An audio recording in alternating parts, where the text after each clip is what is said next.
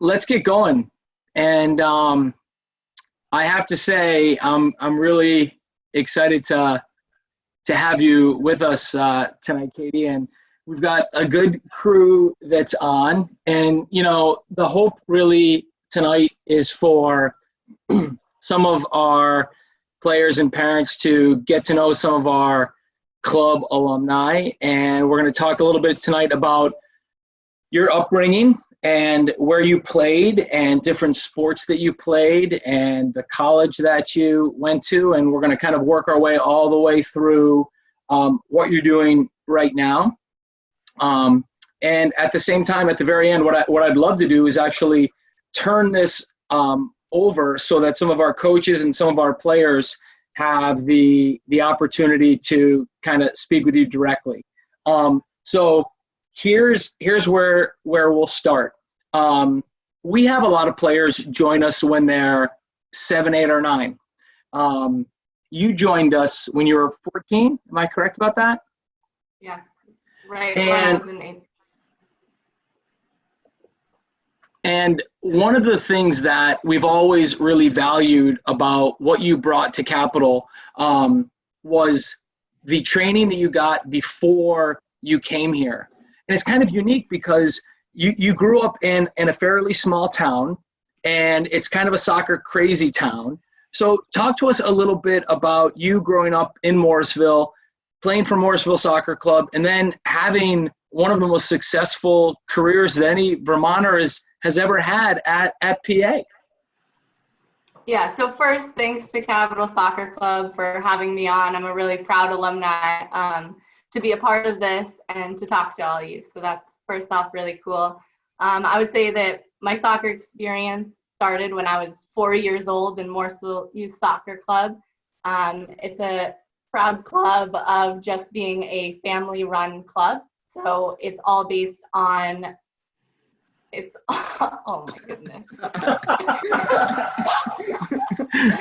So Morrisville Soccer Club is all based on volunteers. So it's all of our parents that coach us as we grow up. And so I was really fortunate from the beginning that my mom and dad were really active in the club. My dad still to this day is the president of Morrisville Soccer Club. He can't give it up just yet.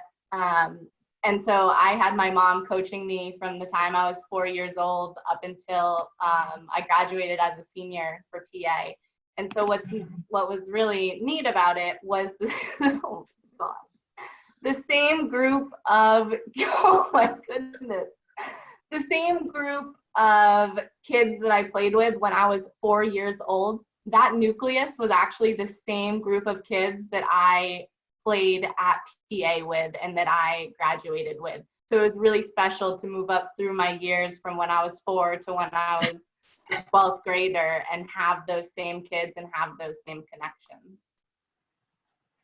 Katie, one of the things that we know from your years with the club, both with the boys and the girls in Morrisville, there were some really, really strong, there's you and your mom after PA won one of their titles, but some really strong players on both the men's and the women's side. But one of the things I want you to share a little bit with our players, because we're going to talk a ton about soccer, obviously, but you did a lot more than just play soccer. So share what you did, both in middle school and in high school outside of soccer, and whether or not you found it beneficial as a soccer player. Yeah, so one of the things that was instilled in me when I was a kid and growing up was to be actively involved in my community, be active for my own health, and also just be around people that are going to bring you joy. And so those for me looked like doing recreational sports, as well as participating in a lot of other activities other than soccer. So I was always told that you had to do 3 sports or 3 activities during the school year. So you didn't have to do a sport, but you could do drama or arts, but I'm not an artsy person. So I did soccer, ice hockey, and then track and field. And I actually did golf for 2 of my years in high school. And so I just love the idea of building a different group of people to be around, so I wasn't around the same kids constantly, so that I got to meet different people.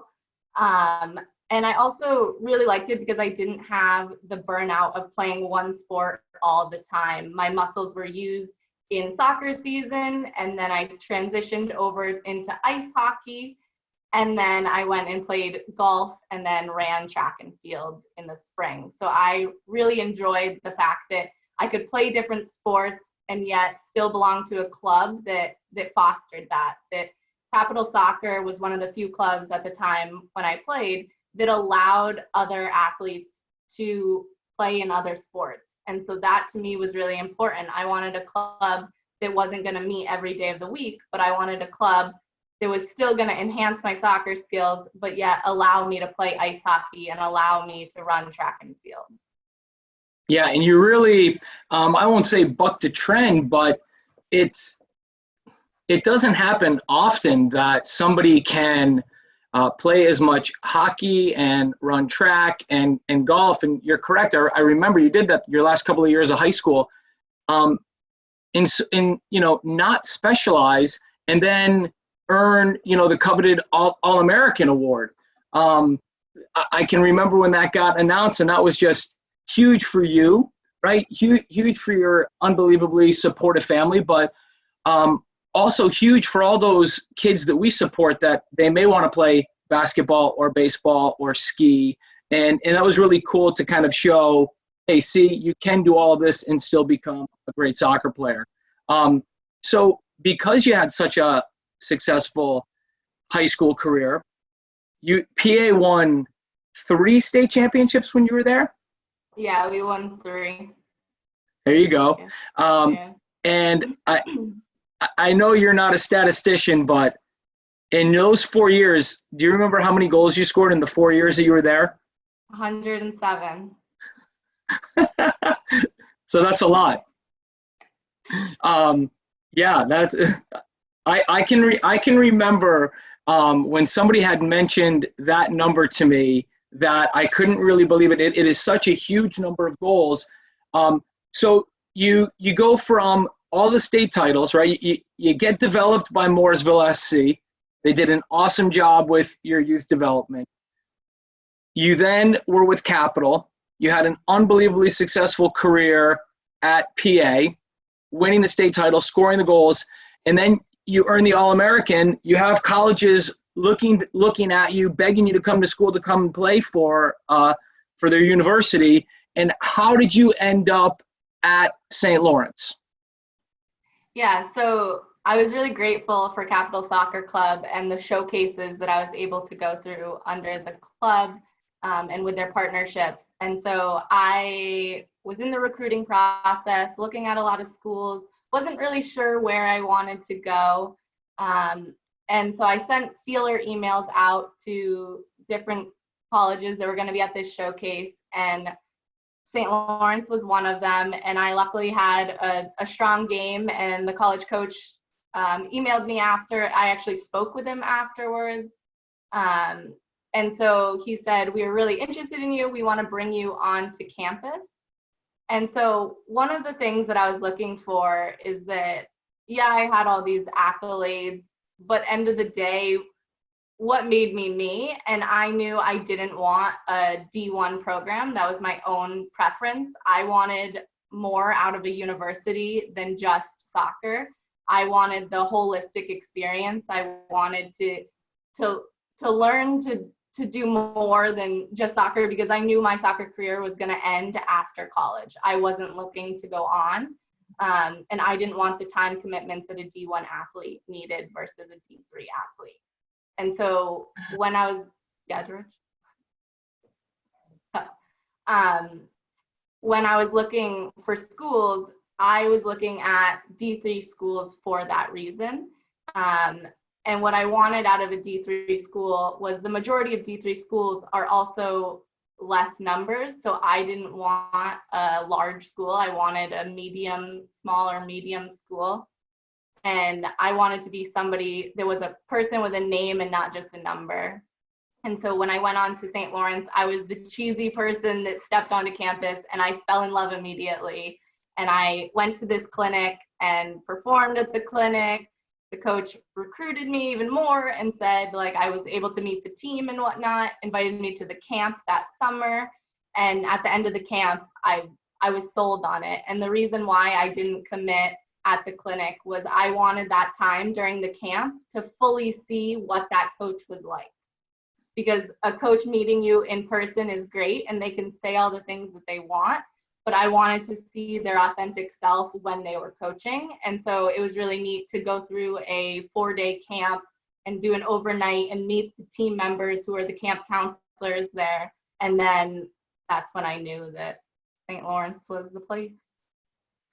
And speaking of coaches, even if they were on the Zoom, I would bring it up. I believe you are the only Capital Soccer Club alum to play against Eric Bagley and beat Bags in a high school match, only to play against Peter Kim and beat Middlebury in a collegiate match. So I think you are the only one in that regard.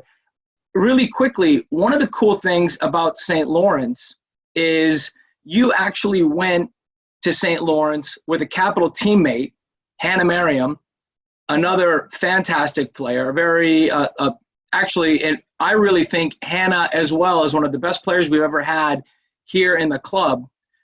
But really quickly, Katie, I want you to fill these folks in. There's some, players on the screen right now. They're going to be playing soccer in college. There was a lot of Vermonters on your St. Lawrence team. And here we are in this little tiny state, and you go to school in New York, and you guys won a lot of games. Yeah, I was fortunate that we had about 5 to 8 Vermonters every single year. And I would be definitely remiss if I didn't bring up playing alongside Hannah. And actually the fun thing is that Hannah's from Morrisville. I've grown up playing with her my entire life. And we got recruited together, and we actually went to college, and we played on the same forward line for all 4 of our years. So we never were split up. We were always together, which was amazing. We really knew each other, knew where we were on the field. And I think that it was really powerful that 2 people from Vermont, let alone the same club team, could be at the college level and play on the same line. Because I think sometimes people are like, oh, Vermont's a small state, but yet they don't see the skill behind that right away. And so it was neat to be appreciated for that and play with her at the college level. And unfortunately, college goes by so quickly. Excuse me. And now here you are at Vermont Academy. So talk to us a little bit about what you do at Vermont Academy and what your roles are there. Sure. Yeah. So also going back to the other question about Capital Soccer Club and being a Vermonter on the team, was that one of the things I didn't realize at the time was how powerful club soccer is in Vermont. And we always joke that Vermont's such a small state, but I was really appreciative of all the other clubs besides Capital that you play against. Those kids can potentially be your teammates on your college teams, or even opponents that you play at college. So it's really neat to build your network, to connect with people, because you don't know where you're going to see them down the road and what college you're going to play against where that kid is playing on that team. So I think that was one thing that I was really appreciative of, is that Vermont is so small. And so when I got to the college level, I saw that. But even more so in high school, one of my favorite parts about Capital was that Capital Soccer Club is a collection of kids from around the same area, and you all play together on the same club team. But in the fall, you're all playing on your different high school teams. And so one of my favorite parts about that was if PA was playing Stowe that day, I knew that I had a buddy on the Stowe team. And while you might face off against each other, it was still fun to see that person be like, I know their strength, let me try to take them on today and beat them on that strength. I don't know if that's just the competitor in me, but that's one of the fun parts about it. And so this was Allie Leach, one of my close friends that I played with. So going back now, I graduated college. I loved my experience because I was in a small community. And so one of the hard things that I was having a tough time with leaving college was that I grew up playing soccer my whole life, and soccer was part of my identity.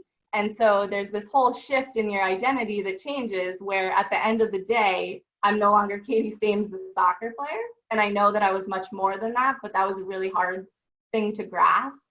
And so when I was looking for a job after college, I still wanted to have that soccer connection. I still wanted to have that small community feel. And so I found Vermont Academy, which is a small boarding school in southern Vermont. And I was able to be a math teacher, a soccer coach, an advisor, a dorm parent.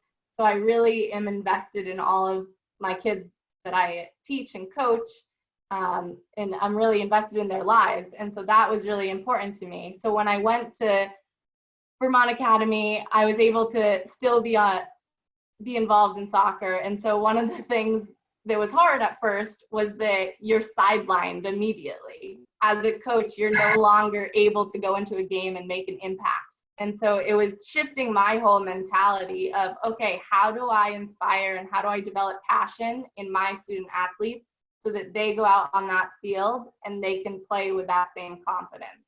And so that was a really fun and also difficult transition just to figure out what that balance was. And so my first year at Vermont Academy, I was the assistant varsity coach. And then as I went forward this past year, I was the head varsity soccer coach.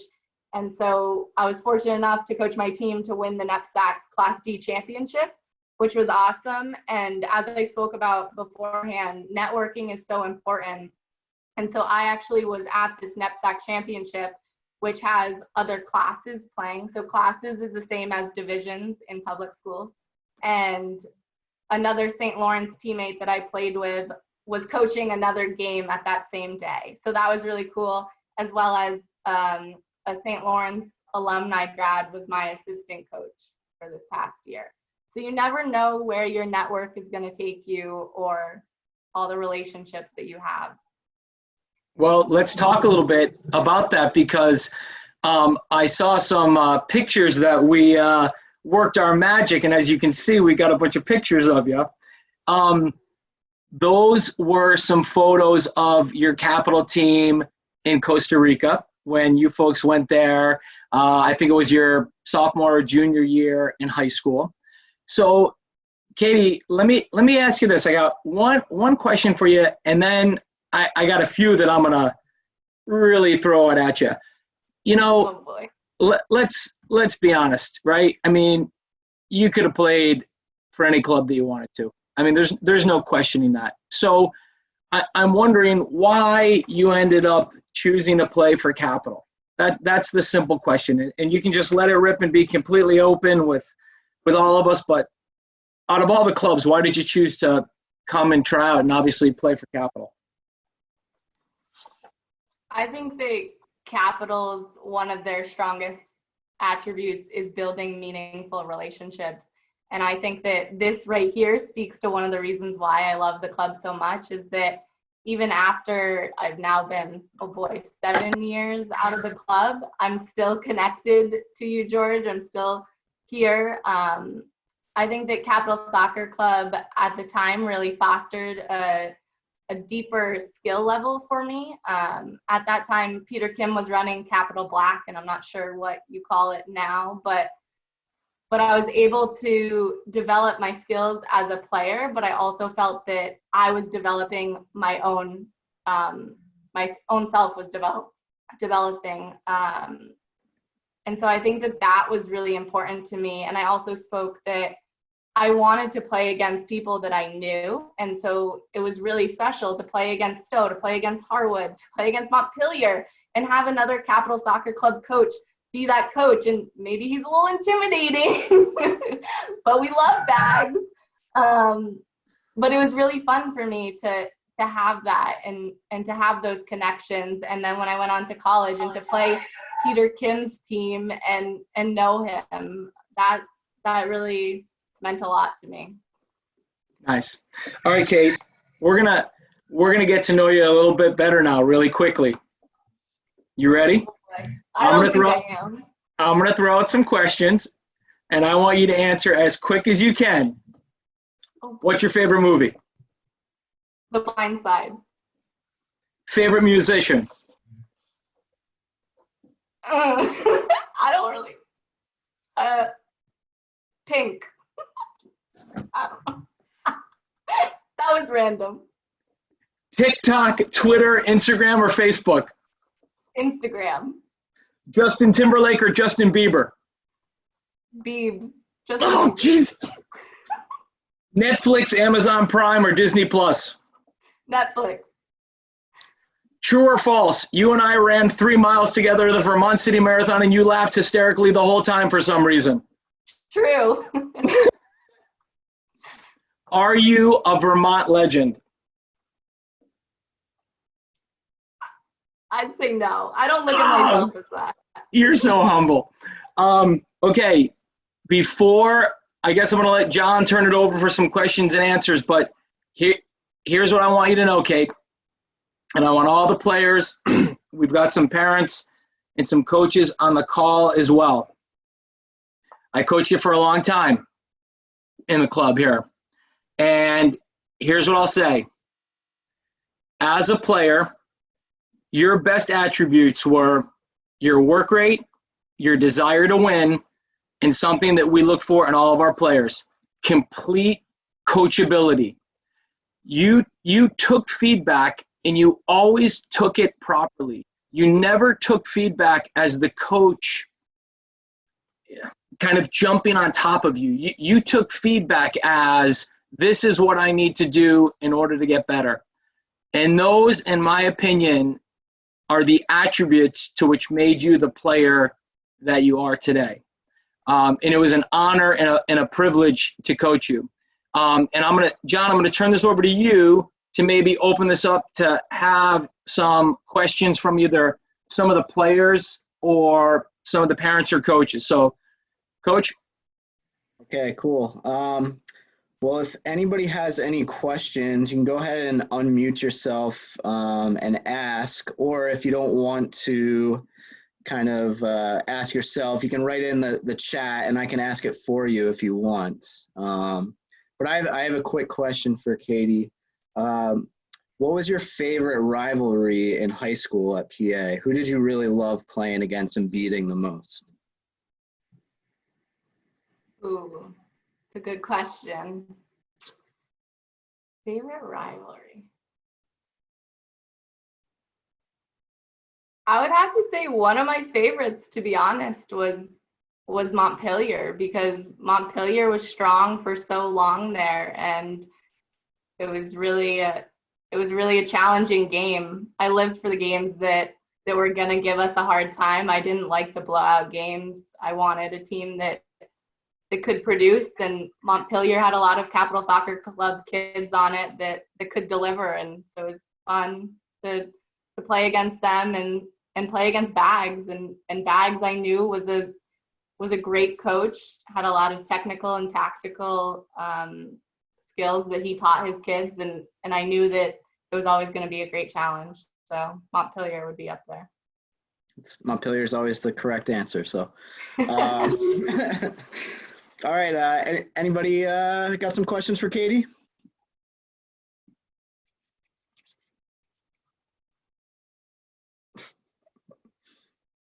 Is this like your class, Katie? Yeah, you ask a question, it goes quiet. Come on, somebody's got to have a question. Do we have any PA people on the call?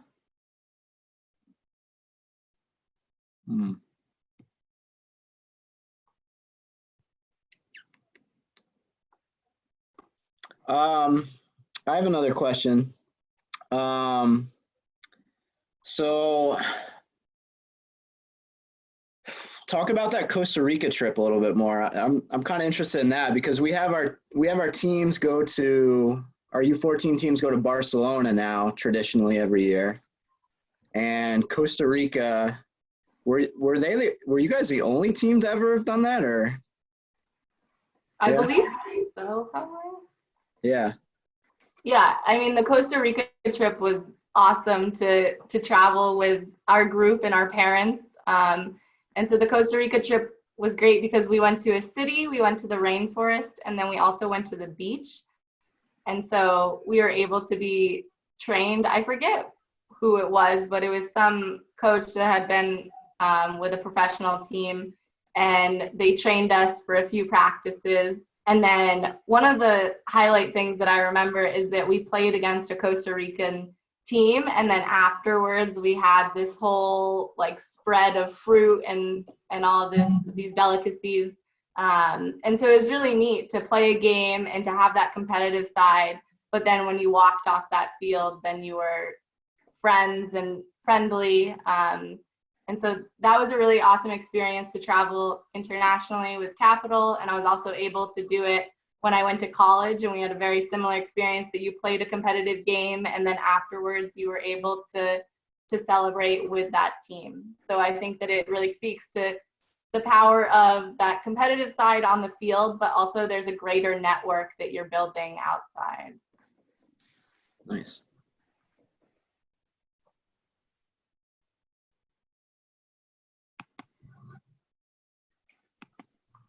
Katie, you were in Costa Rica when their golden generation of players was still playing, I think, with their U23s on the men's side. If people remember, I believe Costa Rica went to the final 8 of the most recent World Cup. And that is one of the reasons that the club had chosen to go there that particular year, was for the size of the country. And if you look at Costa Rica, if you look at countries like Uruguay, they have the population of Rhode Island, and they're world powers. And so that was cool that you were there during that particular time. Hey, Kate, really quickly, you're somebody who likes to have a good time, and I think that was really instrumental. You had a lot of good friends on the team. You guys always seemed to be laughing and enjoying things, but when it was time to train and time to play, we really got down to business, and I admired that. And I think people really kind of fed off that. Would you agree? Yeah, definitely. I think that there's a time to be serious and there's a time to have fun, and there are points in your training when you can have fun. But I also think there's a lot that you can learn from your teammates, and I think that I wish I learned that at a much younger age. Is that as much as you want to be competitive around the people that you are with, and as competitive as you can be within your team, that teammate of yours is also the person that's going to bring you up. And I wish I had a greater sense of a little bit of humility, actually, to learn from somebody that was faster. And I said Hannah Merriam was one of my favorite teammates, and I played with her for all along. She was so fast, and I wish that I asked her to train.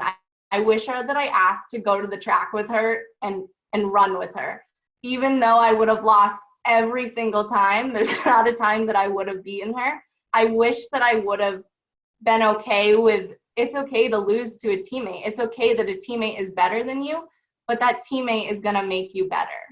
And so I wish that I learned that at a much younger age. And I also wish that I could have known that, as well as if you're that person that's better than somebody else, you're that person's cheerleader, that when you're running them together, be like, it's okay, Stames, you still got it. Like, keep up, you're good. Like, that to me is what a real leader is. And it doesn't matter if you're the person in the back or the front.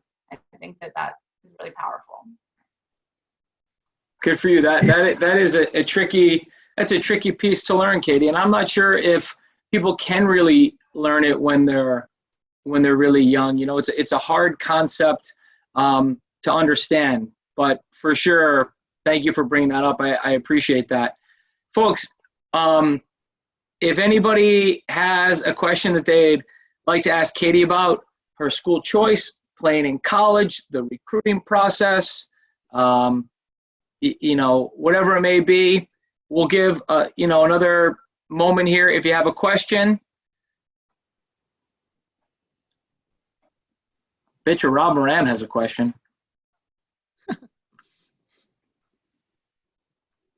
I'll bite on that, George. Thank you, Coach. So, Katie, I'm sure a lot of people kind of have the same question, but might be a little shy. I've noticed that with my team. I coach U14 girls, getting them to talk on the field, getting them to talk and training. It's hard, but when they're on their own, I'm sure they have an easy time talking. What was the hardest thing for you transitioning from playing at the high school level to playing at the college level? Yeah, it's a great question. I think the speed of play was the biggest transition, is just learning how to play at a faster pace. I was fortunate in high school that I could dribble around people that I played against. And when I got to college, it was 1-2 touch, you got to unload that ball. So it was really learning how to take fewer touches, but making those touches that I take count. And so I think that was a big thing that I learned, is that I can't hold on to that ball all I want, and because I'm going to get stripped right away. And so it was learning how to take 1 or 2 touches and unloading, and then your movement off the ball is really key. Yeah, I think we've got a handful of players right now, and I think it's very normal that they're about to find that out. We've got a group of seniors. I mean, I know that Jack Seawright went to Stowe, but he's from Elmore. He's right near you. Very technical player, very good player, very athletic player. He's going a very, very similar route. He's going into the NESCAC to Wesleyan in Middletown, Connecticut. And these D3 schools these players are good players. And I'm excited to watch Jack over the next couple of years as well. But Jack and all of the others who are seniors right now, you're correct that the difference in the speed of play is night and day. So when you're a freshman in high school and you're watching seniors play, you feel like, wow, this is really fast. And then when you're a senior in high school and you go to college, it's like another level again. And that is a big change too, because the players, the older they get, they're bigger and they're stronger, but they're also faster, as well as already having the really good technical ability. Well, Kate, as always, it has been a pleasure. Do you think you can stick around for me and John to just wrap this up when everybody leaves, Kate? Yeah. Thanks Great. so much, everyone, for tuning in. Yeah, Kate, I mean, absolutely love you, kid. Thank you for being with us. I really appreciate your time. Say hi to your mom and your dad and your brother. And thanks very much to all the Capital players and coaches and parents who joined us tonight. And we're working on a couple more guests over the next few weeks here for everybody. So stay safe, take care, and we'll see y'all soon.